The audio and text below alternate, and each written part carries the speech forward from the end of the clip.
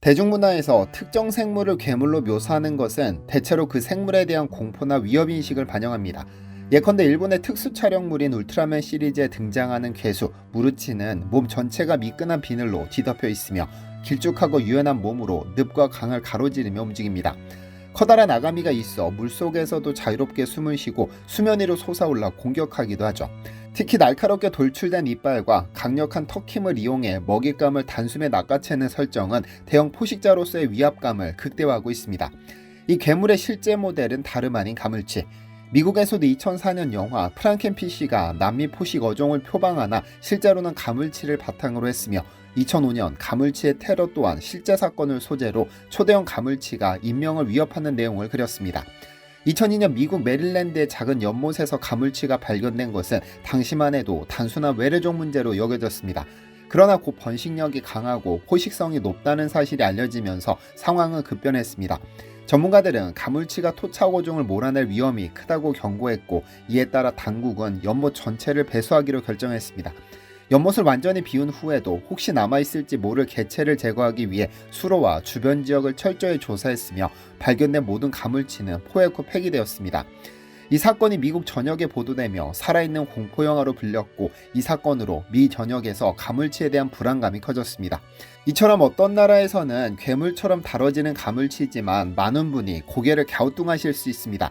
왜냐하면 가물치는 한국에서 전혀 다른 입지에 있으니까요. 지금도 시골 오일장에는 빨간 대야에 담긴 거대한 가물치를 파는 걸 볼 수 있는데, 생김새는 무시무시하지만 한국인들에게는 보양식이라는 인식이 강합니다. 이를 가모치라고도 하는데 한자 뜻 그대로 산모에게 유익한 생선으로 불리죠. 다른 생선에 비해 칼슘이 월등하게 많아 산후빈혈이 있고 기운이 없는 산모에게 특효라고 하는데요. 그런데 한국에서는 임산부들도 먹는 이 가물치 때문에 지금 두 국가의 생태계가 심각한 위기에 빠졌습니다. 안녕하세요, 디스멘털입니다. 한국에서 보양식으로 통하는 가물치는 일본에서는 심각한 생태계 위협종으로 분류됩니다. 일본에도 가물치와 유사한 토착종이 존재하지만 최근 번성한 개체군 상당수는 중국, 러시아 아무르간 혹은 한국 등지에서 들어온 외래계통으로 알려져 있는데요.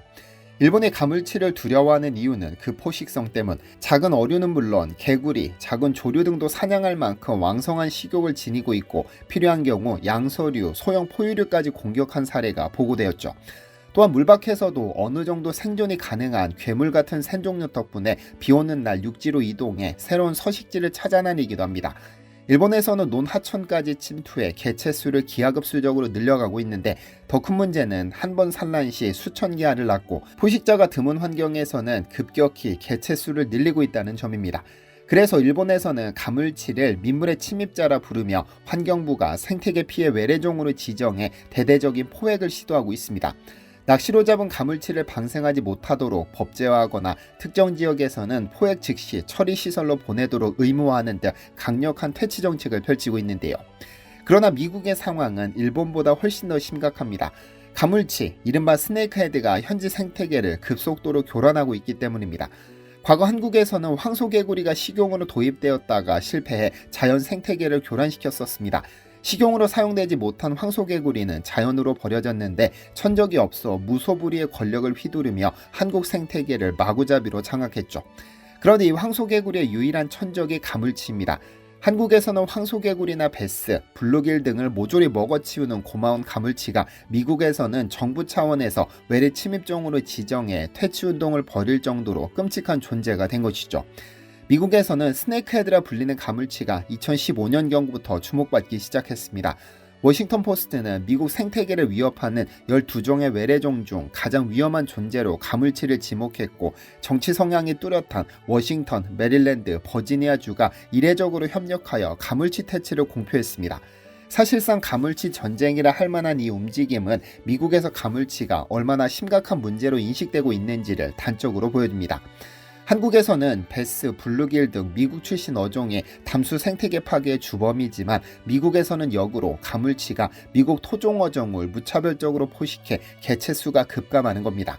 평균 2kg 크기의 베스보다 최대 4배까지 성장하는 가물치가 베스치어를 닥치는 대로 잡아먹어 포토맥강 등지에서 포획된 가물치의 위장에서 소화되지 않은 베스가 무더기로 발견되기도 했죠. 문제는 무지막지한 식성 외에도 그 외형이 미국인들이 보기에는 너무 끔찍했다는 점. 스네크헤드라고 불리는 이유도 가물치의 대가리가 뱀의 모양을 하고 있기 때문인데 일각에서는 가물치를 프랑켄슈타인 물고기라고 부르기도 합니다.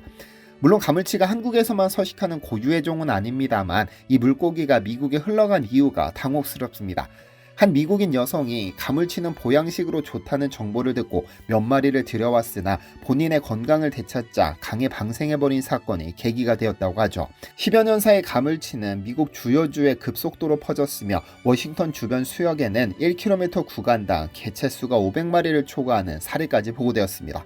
악어 외에는 천적이 없다 보니 정부가 가물치 처분 매뉴얼까지 배포하고 살충제 로테논을 강에 살포하는 극단 조치를 취해봤지만 근본 해결에는 이르지 못했습니다. 결국 새롭게 도입한 방법이 낚시대회였습니다. 한국에서 거대한 베스를 잡아올리며 낚시의 묘미를 만끽하듯 미국인 낚시꾼들에게 가장 큰 가물치를 낚는 이에게 상금을 주는 방식으로 개체수 조절을 시도한 겁니다. 그리고 포토맥강에서는 길이 1m에 달하는 거대 가물치가 포획되기도 했습니다. 미국에서는 통상 낚시 허가증과 어획량 규제가 엄격하지만 가물치만큼은 예외입니다. 낚시 허가증이 없이도 일정량 이상을 포획해도 처벌하지 않는 것이죠. 버지니아주는 포획 즉시 사살하지 않으면 3급 경범죄로 처벌하고 조지아주는 잡으면 절대 놓아주지 말고 즉각 냉동 보관하라고까지 지시할 정도로 강경한 태도를 보입니다. 가물치가 미국에서 이처럼 문제가 된 것은 비정상적인 높은 번식 성공률 때문입니다. 가물치의 평균 수명은 15년이지만 한 살이 되면 바로 산란이 가능합니다. 그리고 한 번에 낳는 알이 1,500개인데 1년에 최대 5번까지 산란할 수 있으니 암컷 한 마리가 7,500개의 알을 강과 호수 곳곳에 뿌려넣는 겁니다. 게다가 일반적인 어류는 산란, 부화 후 일정 시점에 새끼를 떠나지만 가물치는 수컷이 치아가 충분히 자랄 때까지 거대한 몸으로 보호함으로써 생존율을 극도로 높인다는 보고가 있습니다. 결국 일본, 미국이 겪는 문제는 가물치가 외래종이기 때문에 발생하는 것인데요. 한국에서도 외래종이 들어온 사례가 꽤 많습니다. 우선 황소개구리는 1970년대 식용 목적으로 국내에 들어왔는데 크기가 크고 단백질이 풍부해 보양식으로 기대했었죠. 하지만 초창기 생태계로 편입되지 못하고 폭군으로 군림했는데 이는 미국이나 일본에서도 마찬가지입니다. 번식력과 포식성이 뛰어나 토착 양서류, 어류를 급격히 위협하니까요. 현재 한국에서는 베스나 블루길 등 미국 출신의 외래종이 민물 생태계를 파괴시키는 주범으로 꼽히고 있습니다. 원래 미국이 원산지인 베스는 매우 공격적인 포식자로 다른 토착어종을 잡아먹으며 생태계를 교란시키는데 특히 일본에서는 베스를 퇴치하기 위해 특정 외래 생물로 지정하고 강력한 규제를 시행하고 있습니다. 뉴트리아도 빠지지 않습니다. 뉴트리아는 1980년대 한국의 모피용과 식용 목적으로 도입되었습니다. 하지만 번식력이 너무 강해서 결국 일부 지역에서는 생태계를 교란하는 문제를 일으켰죠. 그런데 미국과 유럽에서는 뉴트리아가 습지 및 농작물에 심각한 피해를 입혀 더욱 골칫덩어리로 여겨집니다. 하지만 우리나라에서는 뉴트리아가 상대적으로 큰 문제가 되지 않았습니다. 추운 겨울이 번식을 억제하는 데 유리했으니까요. 뉴트리아가 온난 기후를 선호하는 생태 특성상 미국 남부 및 유럽 등지에서는 개체수가 급증했으나 한국에서는 자연스럽게 억제됐습니다. 또한 한국의 농경지와 습지는 비교적 관리가 잘 이루어지고 있어 뉴트리아가 급격히 확산되는 것을 막는 역할을 했습니다. 추가적으로 한국에서는 뉴트리아의 천적이 된 살기 개체수 조절에 도움을 주고 있습니다. 이런 차이가 발생하는 이유는 크게 세 가지로 정리할 수 있습니다. 첫째, 뉴트리아의 사례처럼 각 나라의 기후와 생태계의 차이입니다.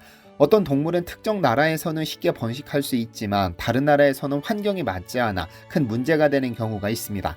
둘째, 문화적 차이도 영향을 미칩니다. 한국에서는 가물치가 보양식으로 소비되지만 일본 및 미국에서는 낯선 외래종이기 때문에 부정적으로 인식됩니다. 마지막으로 정부의 정책 차이도 중요한 요소입니다. 일본은 외래종을 강하게 규제하는 반면 우리나라는 가물치처럼 이미 토착화된 어종에 대해서는 특별한 규제를 하지 않으니까요. 시청해주셔서 감사합니다. 디시멘터리에서는 여러분의 제보를 기다립니다. 제 채널에서 다뤘으면 좋겠는 뉴스 또는 널리 알려졌으면 하는 영상은 디시멘터리 네이버.com으로 보내주시면 소중히 제작하겠습니다. 시청해주셔서 감사합니다.